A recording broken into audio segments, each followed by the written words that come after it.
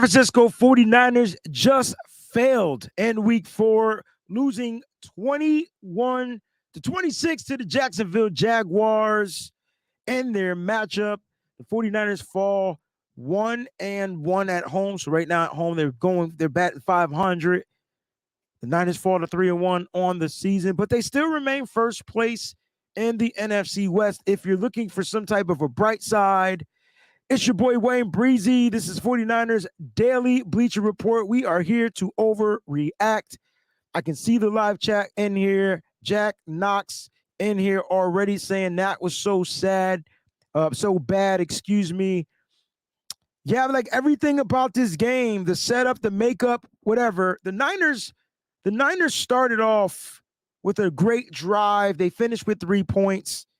I thought their red zone offense was terrible. They went 1 for 3 in the red zone. That's 33%. I mean, I guess some people say that's good. For me, you get to the red zone 3 times, you got to motherfucking cash in. And the Niners can't ever cash in the red zone. Like, it's field goal. 2 field goal attempts in this game gave you 6 points. The Niners had every opportunity in this game. Every opportunity to win this game. And that's the crazy part. So when you sit back and you be like, yo, what happened? That's why we here. You know what I'm saying? That's why we here. You know, that's why we here. What happened was the Niners, in my opinion, watching this game, there was no energy. They played lethargic. They were playing safe. They were playing like this game didn't even matter. I don't know how you come into a football game and act like that game doesn't matter. It shouldn't matter if you're playing against an AFC team or whatever, but they in my opinion, what's that phrase? They were taking this team for granted. They literally took the Jacksonville Jaguars for granted. The Jacksonville Jaguars in this game forced 4 turnovers. 4 turnovers. The 49ers had 0 turnovers. If you lose the turnover battle, you lose the game. I don't care how close this game ended. It was almost impossible to overcome 4 turnovers, especially when you didn't even generate 1. It was terrible. The freaking turnovers, the Jaguars didn't do anything. Listen, I'm not going to take anything away from the Jacksonville Jaguars. Jack Knox. I can't. They came out. They took advantage of their opportunities. They scored in the red zone. They went 1 for 2. It's 50% is greater than 33 in my book. So I can't take away. I'm not going to take away anything. But you know what they did do? That defense forced 4 turnovers. You got to give them a round of applause. PGC 48, this game was inexcusable. Like, inexcusable. It was, the hardest part for me is going to be going back through the film, trying to understand and explain it to you throughout this short week on what the freak happened. I almost don't want to watch the film and just scrap it and watch film on the Rams. Who got the win? One time you needed the Rams to lose, what'd they do? They won. Of course they did. They were at home. They got a turnover, and they won the game. Go figure. They won the turnover battle, and they won the game. It's not a Rams post, but we play them on this upcoming Thursday night. And so, we can go back to the beginning of the game. Let's do it. You know, let's go back to the beginning of the game. And I will say that in all 3 phases had bad moments. But the worst phase on this team was the special teams. Special teams has one job. Just one. Well, maybe they got more than one job, but they damn sure shouldn't be giving up any points. They gave up an explosive play earlier. I don't know if you remember that in first half. It was like 50-yard gain. And then they ended up giving up the touchdown return for 87 yards. if I had to chalk up anything, if you want to know what the game shifter was, if you take away those 7 points, as bad as this offense was, if you take away those 7 points, scores 21-19, and the Niners are winning a motherfucking close, gritty game again. Brant Boyer, in my opinion, I'm not gonna crap on him, but I don't understand what he necessarily has his guys doing. And I'm gonna tell you what, the Niners had to move on from Jake Moody, and I don't think Thomas Morstead is that dude. I think Thomas Morstead is old as dirt and bones and can barely punt the ball. Barely. I don't know if he has any leg left. Niners need a young punter with a lot of leg that got some tricks up his sleeve that can force touchbacks, pinning the ball down in between the 20. That's what you ask your punters to do. Not give them an opportunity for them to make one block and guy miss everybody else. And then I don't even know I don't watch special teams tape. I'm never watching special teams. I don't even like watching the offense and defensive tape. I'm not watching special teams tape. But there's somebody I know that does. I asked him, what the freak happened? And if you watch this game, you knew, because I think Bichelle Tootin had a big return, but you knew that something was going to give. Yeah, more mistakes happen on the offensive side. But if you want to know the one play that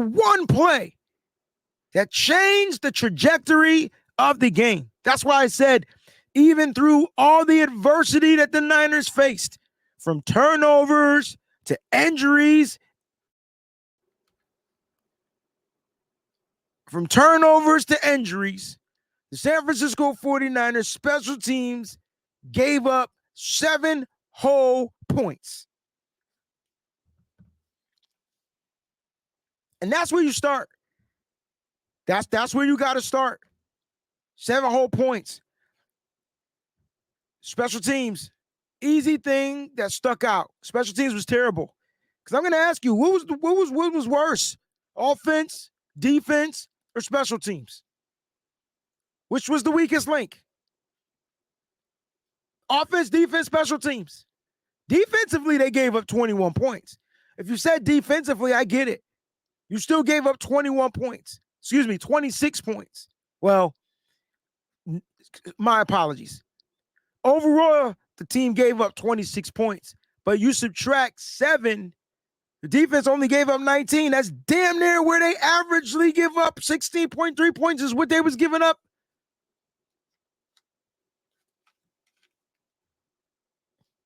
I don't know if this is going to be, it's like a trap loss too, because the Niners should have beat this team and they couldn't. And a game which you brought back your starting quarterback in Brock Purdy, who finished the game statistically great, right? 300 yards throwing. Yeah. 2 TDs. Yeah, Brock, 2 TDs. 309 yards on 38 pass attempts, 22 completions. Yeah. But this motherfucker turned the ball over not 1, not 2, but 3 times. He threw 2 interceptions and a fumble with an opportunity to win the game. If I'm yelling, hey, that's what happens when you lose. Man, we need to win. We need to win. And clearly, whoever's in charge of the Niners, they need to find somebody out here to watch my Bleacher Report keys to victory. I'm literally telling you how to beat a team. Literally. Number 3, protect the ball. What we do? 4 turnovers. Offensively. Here we go. Luke Farrell. What a positive play. Ain't nothing like turning the ball over on a positive freaking play, yo. Like, you catch the ball for a positive gain, and I mean positive gain, first down positive gain, not just 3 yards, 2 yards, 4 yards, 6 yards, positive play. And what you do? You fumble the ball. You just shifted the energy. I ain't never seen a team on the road come in so high off of energy. I'm focused on the offense right now, so y'all bear with me. We talk about Brock Purdy and the offense's 4 turnovers. That was the only turnover that wasn't Brock Purdy's fault. Ball was perfectly placed. The catch was perfectly made. It was during the run and the yards after the catch. And Luke Farrell running straight up just did not protect the ball. Ball came in, guy came in, punch ball out, ball comes out. Ball, not one ball went in the Niners' favor. Not one. Not one ball. And I promise you, I might have one positive thing to talk about in this whole game. Now we got to talk about the 2 interceptions from Brock Purdy because we're going to talk about these 4 turnovers. Brock Purdy, what are you doing? Your balls were high, dog. It's the first time in my life I'm ever, it's better be the first and last time in my life that I ever compare you to Jimmy Garoppolo. Like everything you did today looked like Jimmy Garoppolo. I thought we moved past the Jimmy Garoppolo era here in the Bay. Where were these hospital balls coming from? The Christian McCaffrey pass. That junk was high. He not Jawan Jennings. Jawan Jennings' pass was high. Demarcus Robinson pass was high. I could tell that the safeties were confusing Brock Garoppolo, and it was forcing him to be off a little bit. Now, I don't know how much of the injury was affecting Brock Purdy's throws and him stepping in the throws. He did have a couple of nice touch passes, but at the end of the day, Brock Purdy, I don't even think he forced throws into bad coverages. The Christian McCaffrey was a tipped pass. Both of his interceptions. Because they were high. If your guy don't come down with those passes when they high, 9 times out of 10 in a defense that plays predominantly zone, that's literally playing to take the ball. The game plan from Kyle Shanahan, I can tell, wasn't to necessarily throw the ball over the middle of the field, but that's what they were giving him. But if you're going to throw the ball over the middle of the field, you got to make better passes, because if that pass is high, if you're trying to protect your guy and your guy can't come down with that pass, they're waiting for turners. There are sharks in the water literally waiting to pick the ball. They came into the game with 9. They came into this game, if I'm not mistaken, before all the other teams play, leading the league with 9 turnovers. 7 of them joints was interceptions. 7 of them. 7 of them joints was interceptions. So not only did they have 7 interceptions coming into this game, they finished with 9 interceptions. And 2 more fumbles. 9-4 is 13. They probably lead the league in turnovers right now. And I see everybody joining. Shout out to Jack Knox, PGC48. They were first in the building. Appreciate you guys. I see cuts in here. I'm going to try to get to some of these. I see you guys. I promise. I'm going to get to some of your comments. I just got to finish up the Brock Purdy situation. We got one more to discuss because you got those two interceptions. Brock's got to throw better passes, in my opinion. I thought a lot of his passes in this game were high. I will be on my Patreon breaking down every pass attempt. So as soon as I get my footage, I will be able to determine if those passes were high. They were catchable, but they were high. It's hard. It all comes down to the personnel. Jawan Jennings throwing a ball up in the air, that's one different thing. And he took a shot in the ribs. I didn't even get to injuries. The last play of the game, Brock Purdy fumbles it because he doesn't step up in the motherfucking pocket, bro. Like, why are you trying to cut to the right? Guys are coming at you, man. They are coming with the arms are swinging and swimming and swamming. They're coming. And so once you make that initial step forward, keep moving up in the pocket. Don't move to the side unless you plan on running, but you don't know who's by you by that point. Brock's awareness, in my opinion, was terrible. It was terrible. He had no field awareness. He looked just as bad as he looked in my Madden sim. You can find that on my YouTube channel at the WayneBreezie. Madden sim was terrible. Brock Purdy was so bad in the Madden sim, I had to put in Mac Jones, and we came back a little bit. I thought the Niners were going to put in Mac Jones in this game. I thought maybe Brock just wasn't healthy enough. I get people going to be like, yo, why Brock playing this game? I get it. I could explain that. It's super simple. You got a short week. Brock's got to get back into football shape. He's missed 2 weeks. You do it against this team. It's an AFC game. If you win, hell yeah. If you lose, oh well. It doesn't really matter. I mean, a win matters. But losing this game, it doesn't hurt the Niners, is what I mean. So it matters, but it doesn't hurt them. Poor choice of words for me. It did matter. It just doesn't hurt them in the standings. The game is going to be against the Rams. That's the game that matters. So you had to get Brock, back into some type of football shape and rhythm. So I get it. Brock Purdy, Brock Purdy was the worst player on the football field.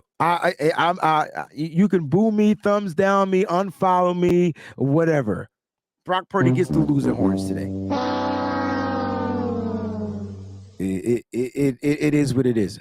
It is what it is. All right. Niners in this game offensively, if you want to start to kind of figure out how come some of the things went wrong.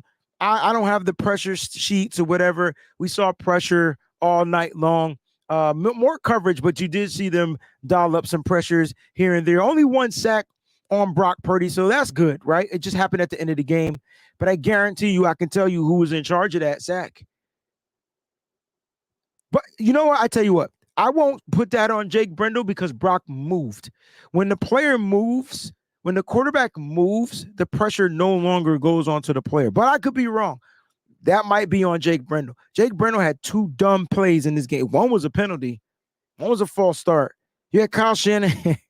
Whatever. The offense was lethargic. The offense was MIA. Even though they did end up eventually finishing with 21 points, the offense was M to the I to the mother freaking A, missing in action. That was the offense. Special teams, terrible. Offense, MIA. No energy. One bright side to the 49ers offense. I figured out who the best players on the 49ers are, and there's only 2. Offensively is Christian McCaffrey. Christian McCaffrey's best offensive player. He's got it. He can't even, poor Christian McCaffrey can't even rush for 100 yards because the offensive line is so terrible. I don't know if Christian McCaffrey will ever rush for 100 yards. Hell, the goddamn Niners didn't even rush for 100 yards in this game. Totality, 24 carries for 83 yards. The Niners are literally averaging 70-something yards per game. At the 100-yard games are over.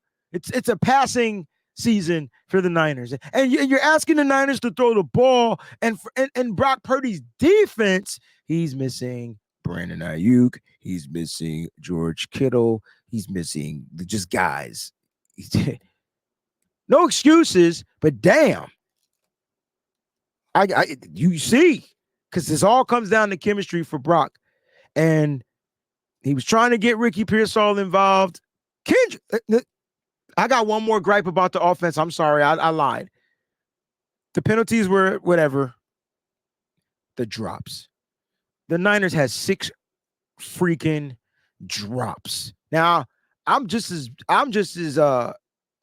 anal on the defense when they missed tackles, and they missed some tackles. But the Niners offensive pass catchers had 6 drops. Now, when I go and watch the film, I can tell you if it was a bad pass or if it was a drop. And I'm going to talk about one drop. There was drops. Chris McCaffrey, Jennings. That was a tough one. The Kendrick Bourne drop on 3rd down, wide open, is one of the worst drops I've seen as a 49ers pass catcher.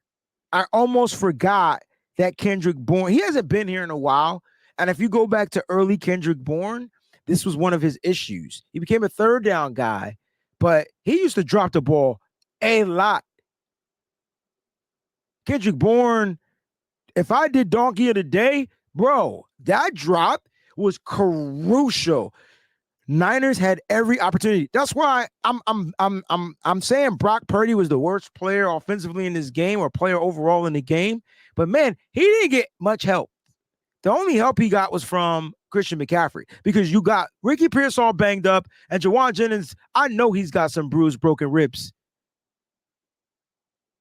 And they both returned to the game to be fair, but damn, you lose some of those guys. But dang, you know what I'm saying? Nah. Nope. Not gonna put that on the high throw. Not on this one, dog. Jay Trevino, 21. I'm not putting that one on the high throw. Now, I criticize Brock Purdy on his high throws. You are not gonna be on this show and put that one on Brock Purdy. That joint went right through his hands. He didn't have to jump. He just had to reach up and grab it. It's a big difference when you got to jump, reach up and grab it, opposed to just raising your hands in the air if you're sure. That one wasn't on Brock. That ball didn't even come in hot. That jump was just, he just took his eyes off the ball and just looking to run because he knew he had open pastures. Not only was it going to be a third down conversion, it was going to be a third down conversion plus yak. He just dropped that pass. I'm not putting that one on Brock. I've given Brock plenty of trash flack on this show. That ball, and maybe you're right. Maybe you're right. I gotta watch it again. Maybe my eyes deceived me, and you could be right. So I'm not coming at you, bro. We all family. We just here. But my point is that Kendrick Bourne got to catch that pass. I don't give a fuck was high or not. He got to catch that pass. You wide open, dog. There's a difference between Christian McCaffrey not catching that pass and a guy cracking him in the jaw, or Jawan Jennings catching that pass and taking the shot in the ribs. He was wide open. There was nobody around him. That was damn near Ronnie Bell-esque. That was bad. Remember Ronnie Bell? Remember against the Rams? Remember that? That was that. That was high. That was off, whatever. And Ronnie Bell went up and jumped up and just didn't grab it. That was bad. That was on Kendrick Bourne. In my opinion, that was on Kendrick Bourne. I'm not saying he's bad. He caught a big catch toward the end of the game. But I'm saying that was a badass drop. That was a bad drop. That out of all the 6 drops, that was the worst of the 6 drops. Worst. Top Goon says my eyes are crystal clear. That M. Pryor, man, M. Pryor, Green Acres. I don't know if he would have scored a touchdown because he's dumb slow, but man, he catches that ball. He's turning up. People said that I'm not talking enough about special teams because they gave up 10 points. Listen, if the special teams gave up 10 points due to field goals, I wouldn't have been mad. But the special teams gave up a touchdown. And not only am I mad about the special teams giving up the touchdown, I'm mad that special teams gave up 2 explosive returns. One was for 50-something yards to Bichelle Tootin. The other one was the touchdown to Parker Washington, who just made everybody miss.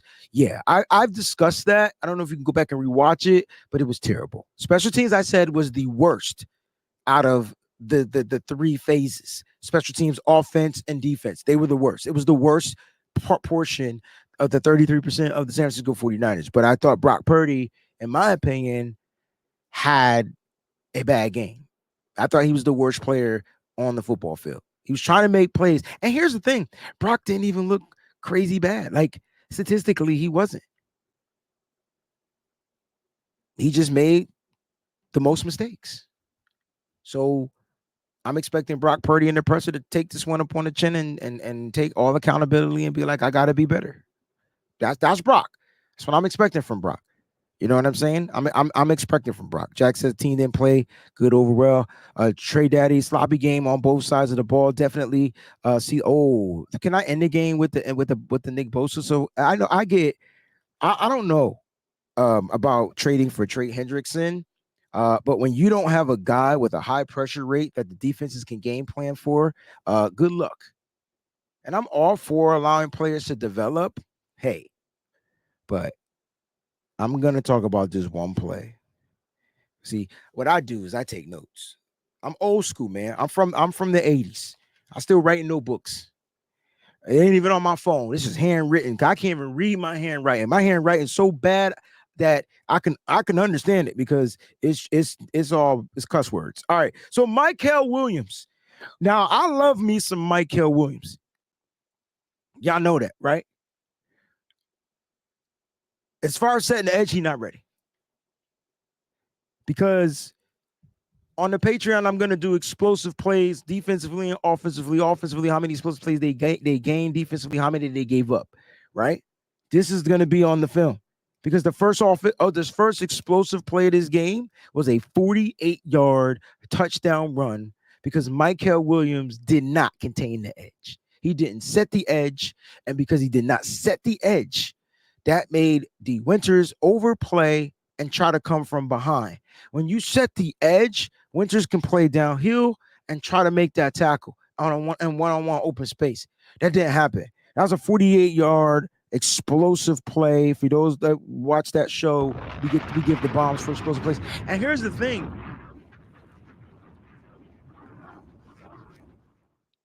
All you had to do was not give up the explosive play. All season long, Travis Etienne is one explosive play in a game.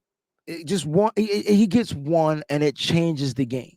If he doesn't get any explosive plays, the games are close. Their offense struggles. Last week, they struggled. No explosive plays, nothing over 11 yards. But the other two games, boom, 78-yarder, 50-something yarder. And then this one in week 4, 48-yard explosive play. The Niners defense concerns me. Without an edge setter, and I didn't even think Nick Bosa was the greatest edge setter. I knew he was trending upwards in that area department. But the Niners defense is going to have to figure that out. Setting the edge is going to be key because teams want to run the ball to the outside. And if teams are able to get to the outside, it's big yardage, especially if you can't break through that barrier and be there to make the tackle. Michael Williams, young guy, mistake was made. I'm expecting him to learn from it. But I'm not gonna hit the panic button here, but that one play changed the game. One play changed the game. It was from the turnover. If you go back to Luke Farrell, if Luke Farrell doesn't turn that ball over, the Niners are probably putting up at least another 3 points. But then they turn the ball over, and then you give up a 48-yard explosive run on the ground after a negative play. I can't make that up. I can't make that up. The pressure rate, golly, I don't know how many pressures the Niners generated in this game, but on a quarterback like Trevor Lawrence, if the pressure rate was a little bit more or a little bit more effective, he would have threw some picks. Now, Fred Warner, best player on the defensive side, hands down. Like you can't find a better player than Fred Warner, and you never will. You never will. D. Winters did lead the game in tackles, but Fred Warner, the forced fumble. Congratulations again to Fred Warner. 17 career forced fumbles. Again, the ball just doesn't bounce the Niners' way. Fred was doing everything in his ability. He dropped 2 interceptions. They were tough, but he dropped 2 interceptions. He forced a fumble, but the team was nowhere around to be aware that the ball was even out. I mean, how much more can you ask from Fred Warner? A forced fumble in this game, a tackle for a loss in this game. Just Fred to me was, again, the best player on the football field on the defensive side. So the issue is, like Jay Sanchez says, it can't just be Fred. It just can't be Fred. I know a lot of people got question marks around Trent Williams. Hey, he's older. So what do you want? You want him to get younger? Like, it's almost impossible. So you gotta go out there what you gotta go out there. I mean, he gave up a pressure. What did he freaking do? So did everybody else on the offensive line. You know what Trent Williams didn't have? He didn't have any penalties. 49ers offensive line did, though. A couple of them. False starts, Jake Brendo. So he's going to get. Did you also hear how they were attacking Trent Williams, or is it just me? Because they were definitely pulling every trick in the book. It wasn't just a one-on-one matchup. Trent Williams wins one-on-ones. It's when you switch the 1 to 2-on-1s and you're stunning and you're putting the faster guy after he's already blocked the guy. It's his recovery. That's the issue with Trent. That's the issue with Trent. I can't wait to see how many pressures he gave up in this game. Trent is not playing the football that you're used to seeing, but they're also not coming at Trent like they used to come at Trent. They're trying to trick Trent. It's more of a trickery thing. So he's learning. He's learning on the game.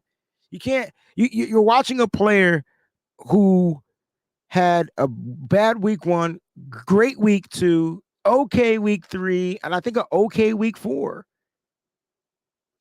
And then okay, let me just put this into perspective about Trent Williams, because I'm not like saying that he's untouchable. We can't talk about him. Oh no. Go back to week 2, 39 attempts, week 3, 41 attempts, week 4, 38 attempts. So you got your best player, oldest player, backing up, trying to protect the guy that many times. Every single game. You know what will help Trent? Run the goddamn ball. I bet you that'll help Trent. But the rest of the offensive line can't run the ball. There was one play on run blocking where Trent cleared the whole left lane. But Trent was so fast in clearing the lane, the rest of the offensive line didn't block anybody, and Christian McCaffrey got 1 yard. I can't make this up. So, yeah, we could talk about Trent. Trent is getting older. 1,000%. 100%. 100%. It's getting older. But at the end of the day, man, he still wasn't the worst player out there on the offensive side. I mean, Brock Purdy still made mistakes. Can't blame Brock Purdy's mistakes on Trent or any of the offensive linemen. Even the sack. I got to go back and watch that sack. I don't think, yes, it might have been Jake Brendel might have gave up the pressure. He might even gave up the sack. But Brock's got to step up in the pocket. I expect Brock at $265 million, or however much his contract is, to have much greater pocket awareness than that.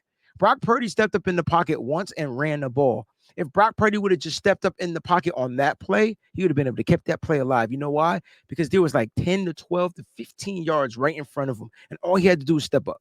He did it once. That's what Steve Young was talking about. It wasn't about him being a design quarterback runner. It was about him seeing the football field, saying, I know I can make these throws, but let me get the first down. Let me make the right play. Right now, Brock is struggling in making right plays. That's all it is. How many interceptions Brock got on the year? 3 interceptions for Brock Purdy, I believe, so far. So at the end of the day, man, look, the Niners, and I'll be breaking down smaller videos all week long. Again, short week, everybody, so we got to prepare. So expect a video tomorrow. Expect a video. Tomorrow I'm going to be talking about the good, the bad, and the ugly. I felt like I just did that right now, but it's going to be even worse. The Niners, I got to credit the Jags, but man, I feel like the Niners beat themselves and they shot themselves in the foot once again. And when the Niners can stop shooting themselves in the foot, they can win the gritty games. This game was coming down to the end. It was coming down to the wire, faithful, and unfortunately, Brock Purdy couldn't protect the ball. And the one thing you got to be able to do against a team that is looking to take the ball away. When have I ever, in a Keys to Victory segment, said that the Niners needed to protect the ball? When? Not ever. Not in the 3 years I've been covering the Niners doing this. I've never said that. But when I knew we were facing a team that was leading the league in turnovers, point differential, I was like, the Niners got to protect the ball. Don't play scared, but don't give them the ball. Because you're putting your defense under crazy, heavy, strained pressure. That's what you were doing. That's what Niners did. Defense was on the field. Hold up. I got to give you this because I thought this was part of the game too. it was kind of close because the Niners had the ball a lot more toward the end. Defense was on the field for 32 minutes. That's a lot. It's almost half. That's over half of the game. Defense was on the field over half of the game, and minus the special teams plays. So let's just say 30 minutes. What will the Niners do? What are the Niners going to do this week? You know, stay tuned, stay locked in right here, man. Make sure you guys are following me right here on Bleacher Report at the WayneBreezie or WayneBreezie, whatever my name is, right here on Bleacher Report.